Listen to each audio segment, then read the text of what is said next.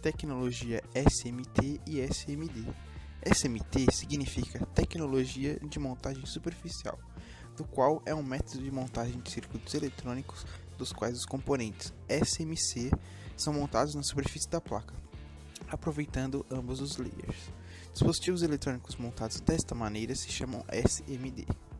Na época de 1970, era inviável fazer esse tipo de montagem por causa dos custos, que eram muito altos. Mas em contrapartida, a aplicação dessa tecnologia em produtos onde a miniaturização era essencial ocorria com maior frequência. Entre 1975 e 1980, o processo de miniaturização se acentuou, proporcionando ainda mais o aparecimento de componentes com maior número de funções. Neste período, o SMD se desenvolveu rapidamente e o processo de manuseio de componentes e materiais se estabeleceu. Desde o início de 1980, temos presenciado um crescimento exponencial nesta revolucionária tecnologia que ainda tem muito a expandir. Entre 1984, o consumo de componentes eletrônicos com tecnologia SMD era de 190 bilhões de unidades e 50 bilhões eram SMD. No início de 1990, era de 70% a 80% o total de aparelhos SMD. A ideia básica da tecnologia SMD é usar os componentes com seus encapsulamentos reduzidos ao máximo, permitindo sua padronização em manuseios por máquinas. Os componentes SMD são encontrados no mercado, assim como os componentes comuns, resistores, capacitores, transistores de diodos, entre outros. As únicas diferenças entre um componente comum e um SMD, além do tamanho, é a forma e a designação, que muda conforme muda o componente. Estação de solda é uma ferramenta que vem acoplada a um ferro de solda típico e um soprador de ar quente. A grande vantagem da estação de solda para o trabalho em SMD é que você pode controlar a temperatura tanto em um quanto em outro, caso você esteja trabalhando com um componente mais delicado. Utiliza-se o soprador aplicando o ar na solda do componente em movimentos circulares, esperando até que se desprenda totalmente. O ferro de solda deve ser utilizado aquecendo a solda no determinado componente até que derreta, para poder ser feita a soldagem ou dessoldagem do componente. O preço médio da estação de solda está entre R$ 290 e R$ 560. O ferro com ponta chata é muito semelhante ao ferro de solda típico. A diferença é que sua ponta é chata para poder soldar vários terminais ao mesmo tempo. Ferro com ponta chata. Método de utilização. Aplica-se a solda junto à ponta, assim liquefazendo a solda mais rápido e também soldando nos lugares corretamente. Seu preço médio é de R$ 20. A pinça é uma ferramenta para o manuseamento dos componentes SMD. Já que sua ponta é bem pequena, ela facilita o uso para o manuseamento, tanto para remover, tanto para colocar em uma placa. A pinça é utilizada envolvendo o componente e puxando quando todos os pontos já estiverem dessoldados. Seu preço médio está por volta de R$ 16.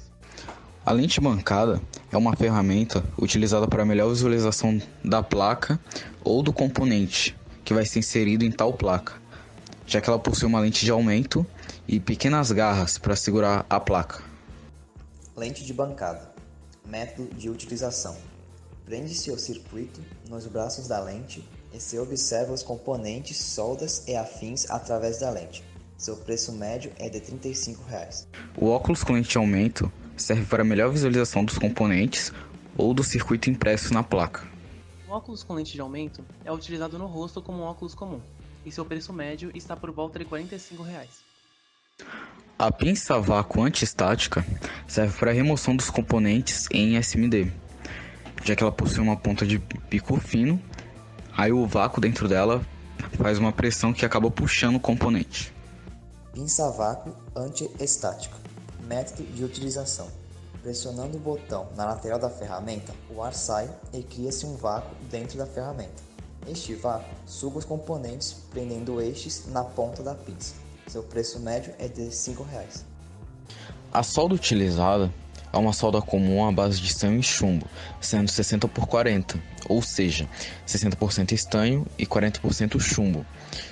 Essa solda pode ser usada para soldagem de alumínio, cobre e suas ligas, como latão, que é a fusão de cobre e zinco, e bronze, que é cobre e estanho, mas não servem para soldar outros metais, como o ferro. As soldas de estanho são largamente utilizadas para soldagem principalmente na eletroeletrônica e na hidráulica. A solda pode ser utilizada com um ferro de solda ou aquecedor, esquentando até que se liquefassa e permitindo a retirada ou a inserção do componente. Seu preço médio está por volta de R$10. O fluxo de solda é um líquido que auxilia na fusão do cobre com estanho, dando maior precisão e qualidade à solda. Fluxo de solda. Método de utilização. Como é usado em circuitos pequenos, o fluxo de solda é aplicado com uma seringa, se localizando exatamente onde eles estão. Seu preço médio é de R$12. Possíveis problemas na montagem de circuitos SMD. Bom, em toda tecnologia existem problemas, na SMD não seria diferente, né? E esses problemas geralmente estão relacionados com o tamanho dos componentes, porque eles são muito pequenos. E geralmente eles são manuseados por máquinas, porque necessita de uma precisão muito grande. Você pode fazer essas montagens manualmente, só que não vai ser a mesma coisa.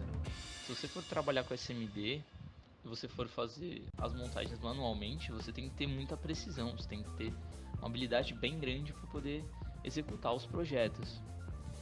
Os problemas de montagem de circuitos SMD estão os problemas de incompatibilidade entre a PC e o componente. Por quê? Porque geralmente, se você esquentar o componente demais, ele vai expandir. E se ele expandir, ele não vai caber direito no espaço que foi determinado para ele. Pode passar, e se ele passar, você perde o espaço que você tinha determinado, danificando já o projeto a partir daí. Por isso que na montagem manual, que são por motivos bem óbvios, é um processo difícil e tem um custo elevado. Por quê? Porque você precisa de uns equipamentos que são específicos e precisos. E a montagem manual de SMD é só uma série de protótipos e alguns experimentos do mesmo.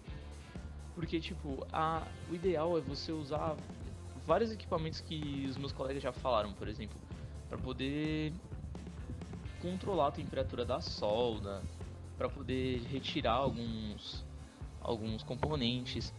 E se você não tomar cuidado, você pode acabar danificando o projeto. E isso não é isso que você quer na hora que você vai fazer a manutenção do mesmo, né?